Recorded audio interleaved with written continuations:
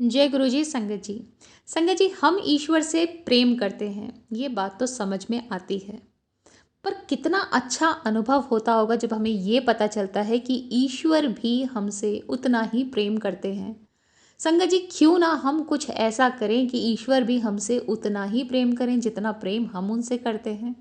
तो ऐसे कुछ काम हैं, ऐसे कुछ कर्म हैं, अगर हम ऐसा करें तो हम भी ईश्वर की उस लिस्ट में शामिल हो जाएंगे, जहां हम अपने आप को ऊपर पाएंगे कि ये लिस्ट है जिनसे ईश्वर प्रेम करते हैं।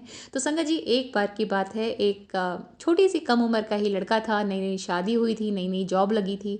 जब भी ऑफिस से अपने घर जाता शाम को, तो रास्ते में उसे एक संतरे वाली बूढ़ी अम्मा मिलती थी। उसका डेली का एक ही रूटीन था, 1 किलो संतरे उन अम्मा से पैक कराता था। पर 2 संतरे चखने के बाद और उन्हें रिजेक्ट करने के बाद हर रोज़ 2 संतरे उठाता, चखता, कहता खट्टे हैं अम्मा, रखो, 1 किलो तो लो, पूरे संतरों के पैसे देता और घर जाता था।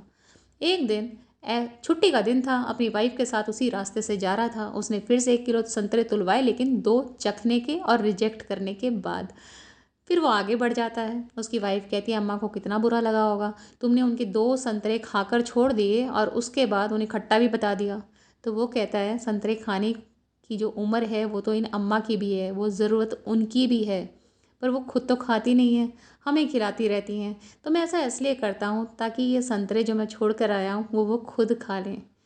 आगे ही निकला था कि अम्मा के बराबर में एक और फल वाला था, और वो उन अम्मा से कहता है कि अम्मा, तुम तो इस लड़के को देखकर पागल हो जाती हो और तराजू पर ध्यान देती ही नहीं हो, हर बार इसे ज़्यादा तो संतरे तोल कर दे देती हो। इस पर अम्मा कहती हैं कि तुम्हें ये तो दिख रहा है कि मैं तराजू में इसको संतरे ज़्यादा तोल कर दे रही हूँ, तुम्हें ये नहीं दिख रहा है कि वो हर रोज़ 2 संतरे मेरे लिए छोड़ कर जाता है। जब वो मुझ पर इतना प्यार लुटाया जा रहा है तो मैं उस पर प्यार क्यों ना लुटाऊं।